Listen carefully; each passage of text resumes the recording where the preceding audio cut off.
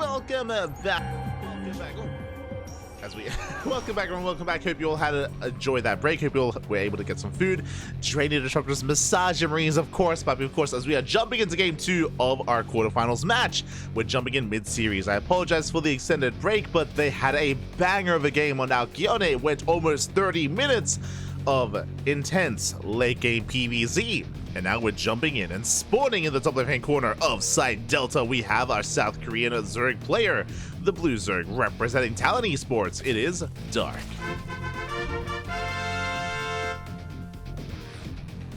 And spawning in the bottom right-hand corner, we have the South Korean Protoss player, the Red Protoss, representing Twisted Minds. It is Classic. Here we go. The ZVP is upon us. It was again a 29-minute back and forth late game ZVP. It went down to the wire. Classic was maxed out on Skytoss. Dark was pulling him apart, sniping bases left and right. And we ended up in a game state where Classic had one base left and he was stuck at home and he couldn't really move out without losing his bases. So again, he was just trapped in a really uncomfortable, just awkward position. Dark had mining, Dark had economy, Dark had sustainability, and Dark did take game 1. Did take game number 1. Now we're jumping into game number 2, and we'll see if this goes to the ace match or if it goes the way of the Dark. Let's go. We are here to find out.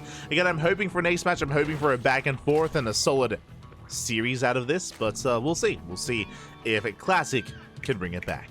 We know he can, but will he? We know he does have it in him. But here we go. We are settling in. For now, it is going to be a hatch gas pool standard opener here out of Dark. It is going to be a standard opener. Probe, being an annoyance, is going to be zoned away. And back at home, Classic likewise opening up with a gate expand into Cybercore. Nothing too crazy for the time being. We're settling in. When it comes to the opener of game 1, I do not know. I'm not privy to the that information as to what kind of opener they did start off with. If you're maybe a little bit more familiar with the beginnings of Game 1, let us know. But I do expect a Stargate opener here out of Classic, standard opener for the time being. We are easing our way in. Let's go. We are going to be easing our way in. Likewise, we are working towards a third base. Third base is on the way. Of course, with the Stargate, it's going to be an initial... Oracle-based opener here from Classic to get across the map to gain some map control, of course, and to try to harass the mineral lines and expand. Dark does slip in, gonna threaten the mineral line. Shouldn't get any probe kills here, does threaten them, but we have the Adept. We should be able to hold on and shouldn't lose a single probe. Oh my god. Probe's getting low. They get low, they do survive, some lost mining time at least. Ling slips into the main. We confirm the Void Ray opener. Okay, interesting choice here by Classic. Now, with a Void Ray opener, this can lead into something crazy. It can lead into a second Stargate and a Fleet Beacon into Skytoss, its second Stargate into Phoenix, can lead into a Twilight Council into Glaive Adepts, or can lead into a standard game, into a third and an Oracle. There's a lot of potential behind this. The scary thing for the Zerg player is, of course, the lack of Overlord. Overlord is going to be hunted down, and Dark is going to be in the dark as to what Classic is up to. He is going to be in the dark. But now Lingze will get on top of the third base, delaying the expansion. No probe kill yet. But they do keep the Void Ray pinned, and there it is! Twilight Council's on the way. Gateway as well. This feels like Glaive Adepts. Feels like Glaives here from Classic. Again, Classic has been on a tear as of late in KSL, in ESL Open Cup Asia. He is last week's KSL and ESL Asia champion. Back-to-back. 2 crowns reclaimed from Classic.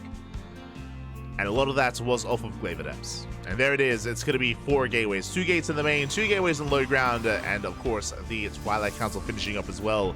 Show us the Glaives. As Lings are being forced back, and there it is. Glaive Adepts is on the way. And we've seen time and time again this knock Dark down, especially over the weekend, especially last week. Classic went undefeated against players like Dark, players like Solar, players like Shin, all of them. They all crumbled towards the Glaive Adepts of Classic. And does it happen again? Will history repeat itself, or does Dark defend? Does he learn his lesson? Will he take it seriously? I say that. I mean, Dark did play well against this in his series even. Setting up for a wall-off. We have some good SimCity.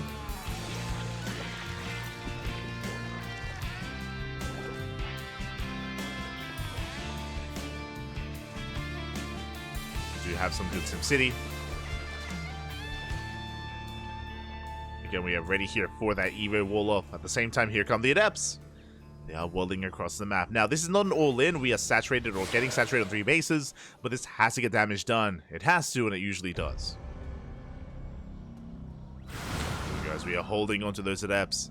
Meanwhile, back at home, Darky's run up to 3-base saturation. Just under 3-base saturation. Lings and Roaches are amassing. They are on the way. Thankfully, Dark doesn't cut too many corners. Thankfully, he does make some Roaches. He does meet up with the first push. Adepts, they have denied the shade. The wall-off does complete. We can break it down. And we do force a cancel. Evo Chamber does fall. We break into the natural. So far, Lings are going down. No economic damage yet. Not yet, but we shade into the main. Chasing down those drones. 5 workers go down. And as we distract the main army, we have more Adepts rocking up at the third. And they come into the shade. Adepts in the main. Adepts at the third base as well. Shading on over as well. And we are getting some damage done, but this is still not enough. We're getting 10, 11. Oh. Never mind. 11 drone kills, 12 drone kills, and we're not done. We're shading into the natural as well. We cancel the shade. The Adepts are racing back home, so we have some kind of army to work with. And Classic is following this up with Immortal production. He's getting ready for the Roaches, getting ready for the counterattack. But can we survive it? Can we hold? As Dark was in the midst of moving out. Back at home, we have a Void Ray. We have Void Rays, Immortals, Sentries, Shield Batteries. Yeah, we are ready, and Dark, he respects it. He backs off, recognizes he cannot break his opponent. He cannot punish Classic. So we're settling into Ling main Roach Raptor. Roach speed is on the way, +1 melee. Getting into, of course, our mid-game army composition. As Dark is droning, Classic does have an economic lead. Look at the Unisoul Stab, 14 drone kills. That was enough to make that build worth it for Classic.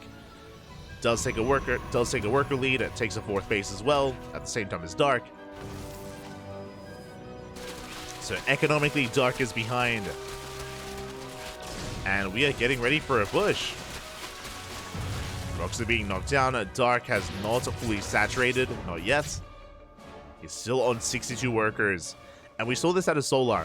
Dark may just opt to max out and go for 1 big 3-base all-in. The 4th base may just be for Larva.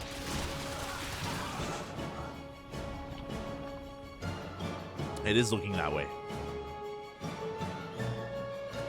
It is looking that way as we're matching it with more Lings, more Roaches. 6 more Overlords in production. Bit of a supply block here for Dark, which is brutal. Supply block is brutal. We are getting ready for our push. But going all in into Immortal Archon, it's easier said than done. At the same time, Prism poised to go into the main. Dark still has not droned. Remember, this 4th base, it's just for Larva. Just for production. 5th base on the way as well. There's no further tech. There's no Infestation Bit. There's no Hydroden. There's no Ultras. There's no Hive. Lings will hit the 4th. Yeah, 4th base is under fire. And Classic is pushing into Dark. Uh-oh. That's ideal for the Zerg player. Remember, Dark is the one going all in, and the army is coming to him. That's a kill on the 4th base. They crash into the 3rd as well. 23 probes go down.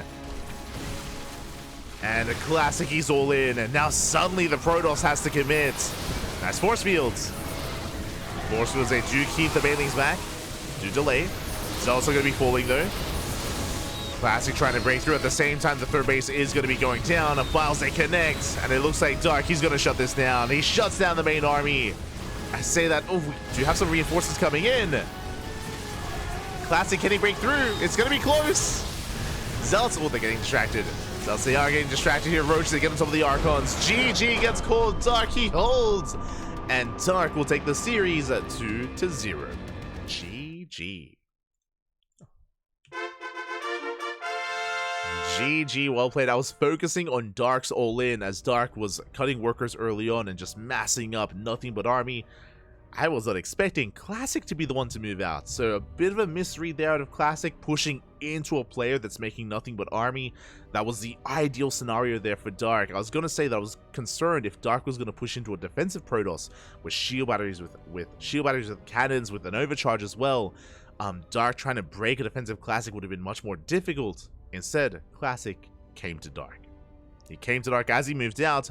Dark, he just shut down the third, shut down the fourth. He just forced the all-in even further out of Classic. Classic kind of like dancing to the beat of Dark's drum. There you go. Does kind of play to his music, and with that, congratulations, Dark does take the series, advancing on to the semifinals. We have our next series ready for us. Solo was patiently waiting for either Dark or Classic, and we have our player. We have our result. It's going to be Dark versus Solar in the ZVZ. It is going to be that Zerg versus Zerg matchup. So we have a Zerg player confirmed for the finals. Is it going to be Solar or Dark? We're here to find out.